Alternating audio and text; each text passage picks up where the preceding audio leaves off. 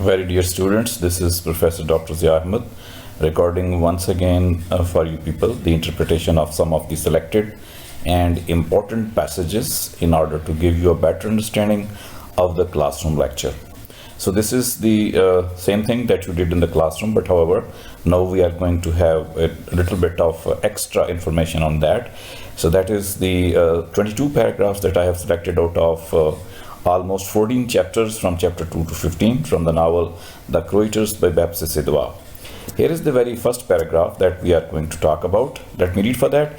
Fridun's manly bearing and soft-spoken manners quickly found their way into Punjabi hearts.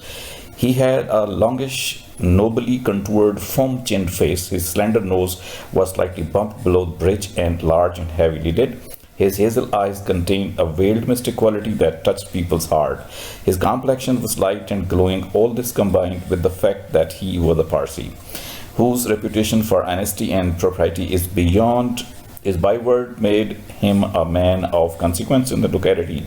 His sales picked up almost at once and he began to live in reasonable comfort. He was even able to save a bit. So the first three lines talk about Fridun as a person, as a character. Sidhwa has paid a lot of attention. The first chapter's first passage also described about him. And here also we have some of the characteristics of this gentleman. Number one, that he is a soft-spoken person. And number two, he is able to, because of this quality, win the hearts of the Punjabi people in Lahore. He's got the very firm face, firm type of face, is a firm chin, and nobly contoured, beautiful face he's got. And the face is longish up to the stylish thing that we can say. His nose is very slender. It's not very big and or bumpy. It's very beautiful eyes. He's got the hazel eyes. The color of his eyes is hazel, and that carry some type of mystic quality in them. And as a result of all this, he was able to attract the attention of the people, win their hearts, and his complexion was also light and glowing. So in this way, the beauty of the character has been highlighted by 3-4 factors: by the nose, by the eyes, by the soft-spoken nature, and by the habit of winning the hearts of the people. This is the art of characterization of Sidhwa. And then the writer continues to talk about by adding an additional thing into it, that he was a Parsi as well. And his reputation as a good person made him very much acceptable to the locality, and his sales therefore increased very much, and he was able to save a bit for his money as well. So not only business has been pointed out in it, the success of business, but also the way he was able to, win the hearts of the people.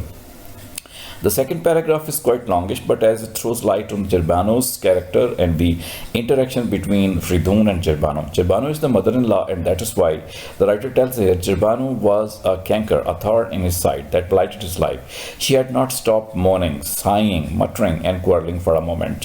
So that's a kind of mother-in-law here with Fridun in his home, and she's all the time working like a thorn or a canker, and he was feeling very bad on that. She was all the time complaining and moaning. And the second quality of this woman was that she complained, had headaches, snored, wept, and raved for the sole purpose of irritating him. So like a child she behaved and all the time complained everything. And then he could not bear the way she appropriated the largest, choicest portion of the food when they sat at a table. So she's eating too much as well. So Jerbano's character comes before us not only as a mother-in-law, but also as an irritating mother-in-law. Fridun may be a good person, as we found in the beginning of the passage, but he is irritated by that.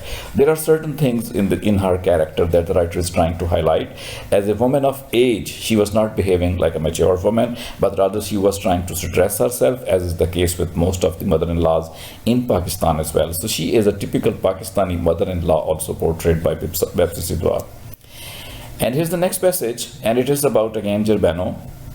Increasing her circle of acquaintances, Jerbano invited droves of plump middle-aged ladies to long sessions of morning gossip and emotional unburdening. Nodding with sympathy, these Hindu, Muslim, Christian, and Parsi ladies exhorted Putty to stand to her tyrannical husband and take better care of her own mother. Faraday sensed that his good name and standing were being criticized publicly, and he was resentful, but the more harried he became, the less he was able to cope.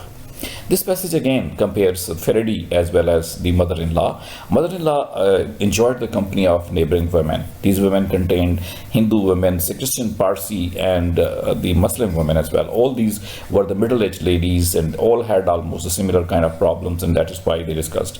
As a result of the discussion, The resolution was most of the time passed that brutally the daughter of this Jerbano should convince her husband for a better taking care of the mother.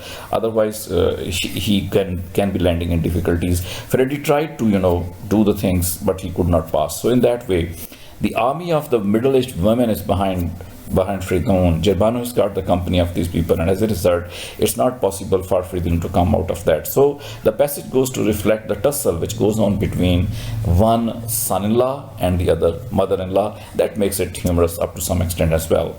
And then we have another paragraph about Jerbano, that because of overeating, she was becoming plump also, she was becoming fat also, and she was overeating, and all the time she was merrymaking, and as a result, she needed a doctor to be shown as well. So in this way, we have a number of things about Jerbano's character. It's a very humorous type of character that Sidhwa has concocted in order to give us the light of humor in the novel as well.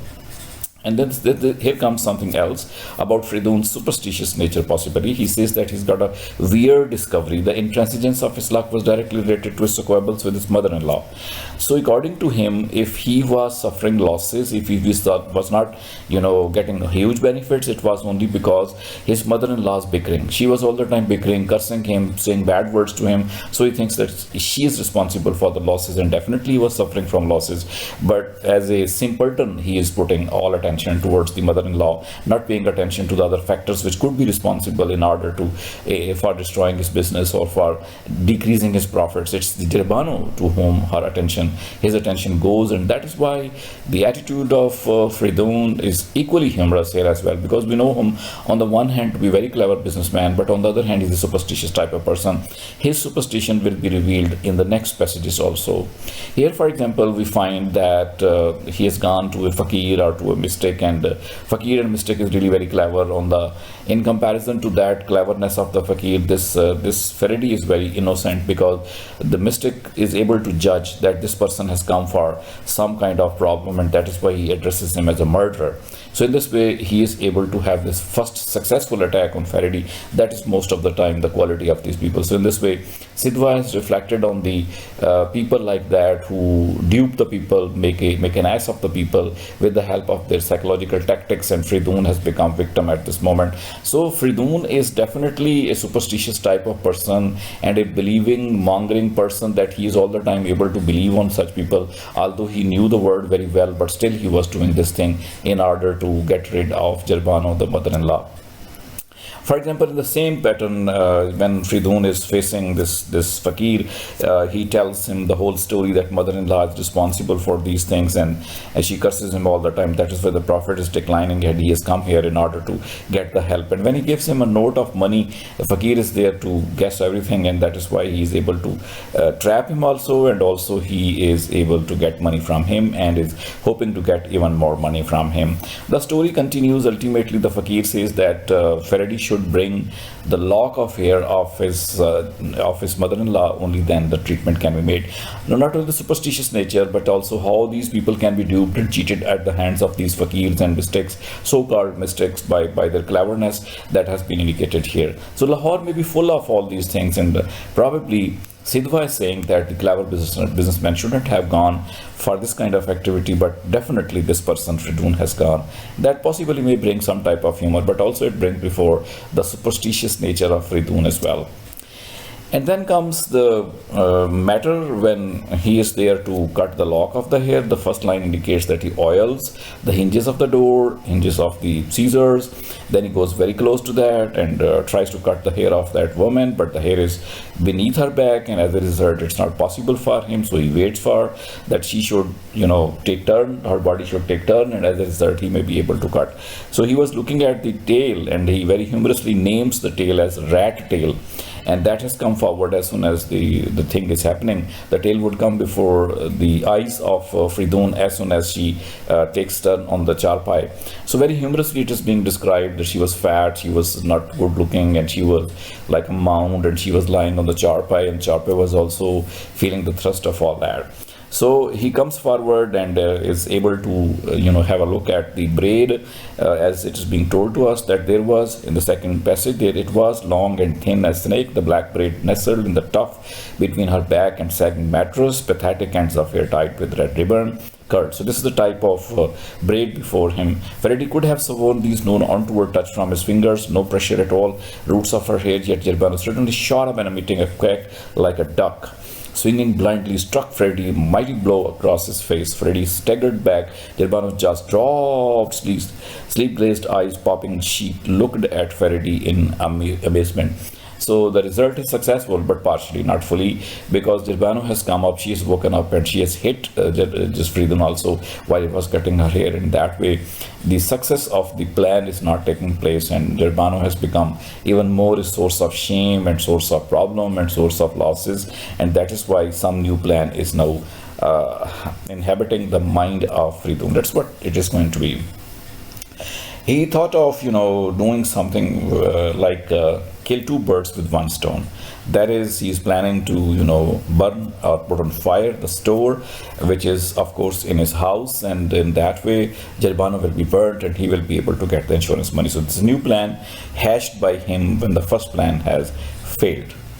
According to this, he goes forward, and according to this paragraph, as we can read in the first 3 lines, that he throws kerosene oil here and there on different articles, and as a result, he thinks that when this kerosene oil will burn up, it will be possible to burn everything, and as a result, Jerbano will also be burned up. She will be dead, and he will be able to have the insurance money as well as that. No, this is a big question. Why he is bent upon killing Jerbano? He could have got rid of Jerbano for anything, but this is again going to be a type of ironical situation that on the one hand he's a very clever, very ambitious businessman. He loves his wife and he's ready to kill the mother of his very wife, and he's also there to put himself into the traps of difficulty. For example, if somebody comes to know about his plan, somebody watches him, he may be discovered, but then he believes in his cleverness, and that is the kind of bad point of this man. He is not believing that somebody can come and somebody can arrest him as well, but still he is bent upon doing that. Let us see whether his plan succeeds or fails like the first plan as well. So everything done, and as a result, oil is there and fire is there, and he is able to put everything on fire as well, according to this passage. The students can find in this passage very well that almost Freddy did very foolproof kind of arrangement to burn the house. But then as soon as it was possible for this woman, Jerbano, to find out the things which are happening around her, she had almost got up and was able to come outside, and she was not trapped in that, and as a result, the store was burnt, of course, but definitely Jerbano was not burnt, and she was there in the smoke, and she was blaming something else. Although he couldn't understand what is happening, she was blaming the cook, that possibly he left the stove open, and in this situation, she gets up when everything is burning around her. So she brought herself around, but as she was very fat, so she was unable to come down. Smoke was all around her, and she was in the balcony, and she was trying to come down. People were also helping. Everything was happening, but it was not possible for her to come down because the fire was too much, and the people were around in order to capture her. Also, this thing happens there. In this paragraph from chapter 11, 59 page, we see in that eerie moment the stern throng turned their faces to the balcony. Then a clamorous roar rose from the crowd that had supposed the house to be empty. Grubby street urchins turned up women voices. Their favorite gods, mischievous and flamboyant, were treating them to an engrossing spectacle of a fat lady beautifully screaming her head off on a balcony. So that goes to show that the plan has half succeeded. Jerbano was on the balcony, although the people were thinking that possibly this is only Jerbano is not there. People were thinking like that, but she was definitely there, and it was not possible to do everything as Fridun wanted. People were very much surprised and stunned to see that that there was a woman in the balcony, and they were thinking about how to bring her down. And the process is repeated. Servants were pulling down, and the fire people and everybody was trying to bring her around. Putli was doing this and that, and she was saying okay, she will be able to save that. Nobody was able to judge the reality what has taken place. So ultimately what happens, Freddy followed by Mr. Todiwala pushed diagonally through the dusty tempered grass. The rest of their party was scattered by the multitude. Suddenly looking up between clearing in the trees, they had a clear view of the balcony of Jerbano, crinkly haired, petticoated, disheveled, flanked by. Now you see everybody is now looking at that, and nobody is suspecting what is happening because of Faraday. and everybody was trying to bring some ladder or some kind of blanket or everything is being done to bring her down, but she's not coming down, although she's being advised. For example, water is thrown on her in order to get, she may be coming down, and the firemen are also doing the same thing, but then Jerbano is not ready to ready to leave that place. But ultimately a seat is provided to her and she is able to come down, and she is saved as well. She remains seated. She has got certain problems on her. The fireman, the ladder climbed down, fireman brought her ultimately down. So the final comment is that Jerbano is saved, house is burnt up. Faraday's plan is half successful. And the letter which I have copied here from the textbook, that letter goes to show that ultimately Fridun was able to win the insurance because the departments which were related to that, they considered all this as the accident, and so it was possible for him. Everybody prayed and thanked God that Fridun's mother-in-law has been saved, though he was not happy with that, but still he was happy because he was able to get a sizable check, as in the end the sentence is written, Mr. Fridun Jangalwala received a sizable check. So that is the summary explanation of the passages which are significant in these chapters in order to run the story. So we have found two types of stories here. Number one story is the story where he goes to the fakir in order to get rid of Jerbano, but he's unable to do that. The second story is the house burning and another attempt to kill Jerbano, but it was not possible again. So another type of story is a happy story where Fridun seems to be successful. He is able to run his business, but then business goes down and all these things happen. So these paragraphs provide us the kind of insight into the book, what the book is about, and what kind of further functioning we can find in the story. It highlights the characters also, basically the character of Jerbano and then the character of Fridun. Although the character of Fakir has also been highlighted, Putli's character has also been highlighted. Some of the characters have been included in these chapters, the firemen, for example, and other Parsi people, Todiwalas, Chaiwalas, etc. The party has been indicated and all these things have been talked about. But mainly the passages are about Fridun's plans to get rich and Fridun's plan to get rid of this woman who is all the time a source of burden for him, or whatever the problem he thinks about her. All these things he is there to compete with, but ultimately he is unable to do that. So here the whole thing ends. Thank you very much for watching, and thank you very much for understanding something. If you have, please do not fail to hit the subscribe button as well as the button